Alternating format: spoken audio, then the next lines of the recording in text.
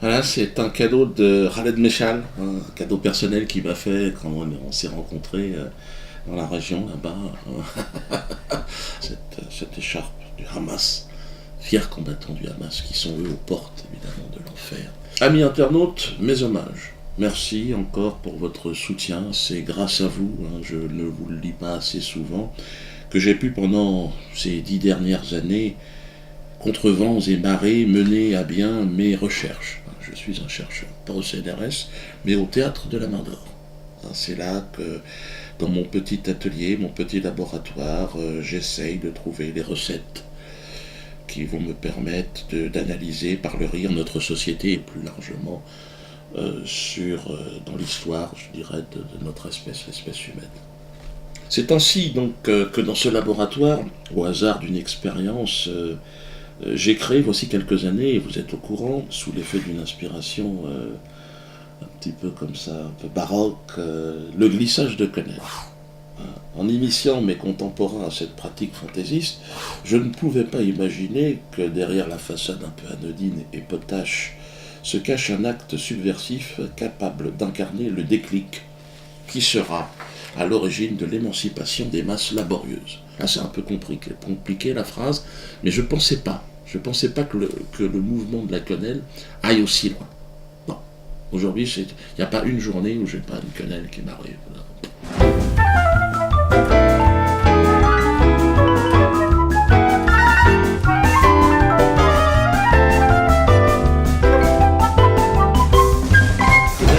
Quenelle dans le fion du système.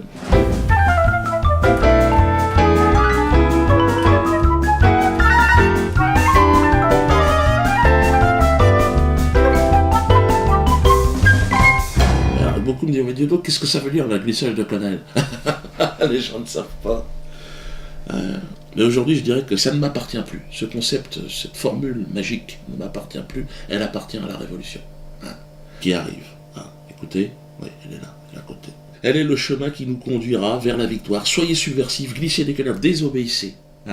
Faites chier ce système de merde. C'est un vent qui transcende toutes les frontières ethniques, religieuses ou sociales. C'est un tsunami, j'ai envie de dire, le tsunami de la quenelle, qui va balayer les élites du mensonge. Parce que on nous ment à un niveau aujourd'hui. Peuple de France, que te faut-il de plus? Regarde encore une fois, Cahuzac. Je n'ai pas, monsieur le député, je n'ai jamais eu de compte à l'étranger. Je dément, en bloc et en détail. Je n'ai jamais eu de compte en Suisse. En bloc et en détail. Tout le monde glisse des quenelles un peu partout, les gens ont besoin, ont ce sentiment. Les policiers, regardez. Les policiers sont avec nous, ils soutiennent le mouvement de la quenelle, regardez les militaires.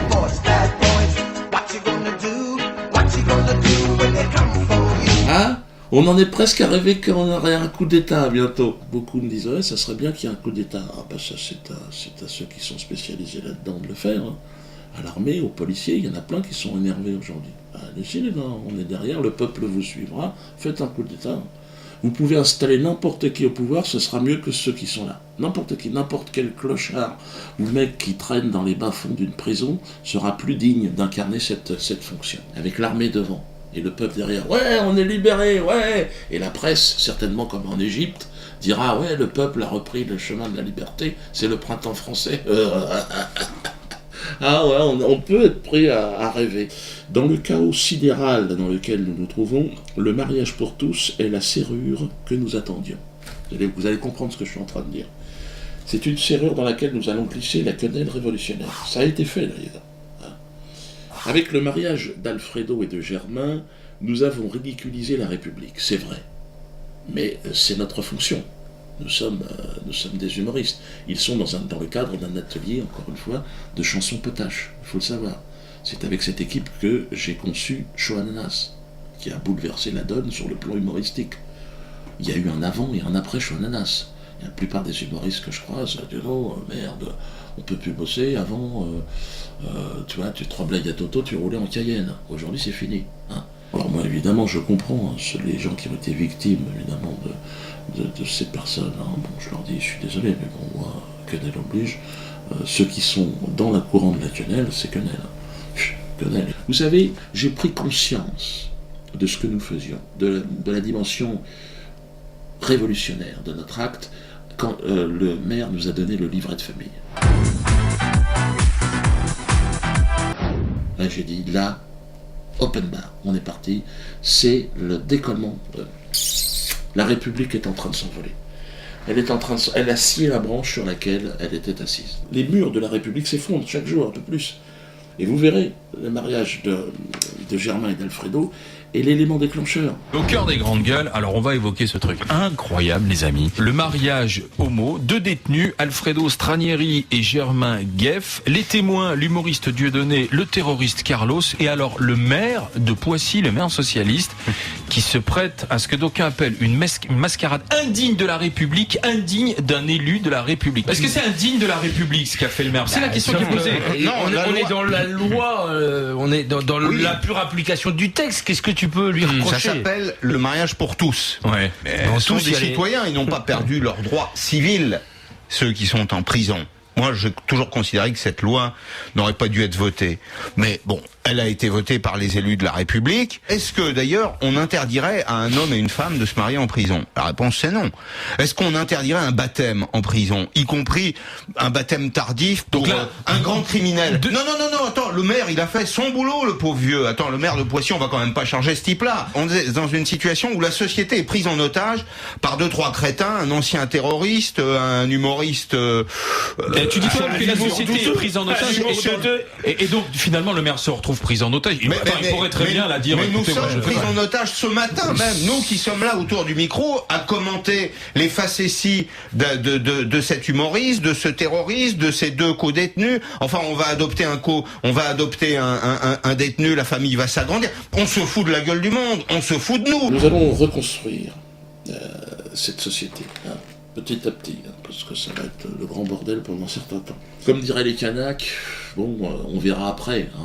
Certainement, ça sera pas mieux après qu'avant la Révolution, mais ce sera plus digeste, pour moi. Parce que les Kanaks considèrent qu'on est une moisissure sur la Terre, l'espèce humaine.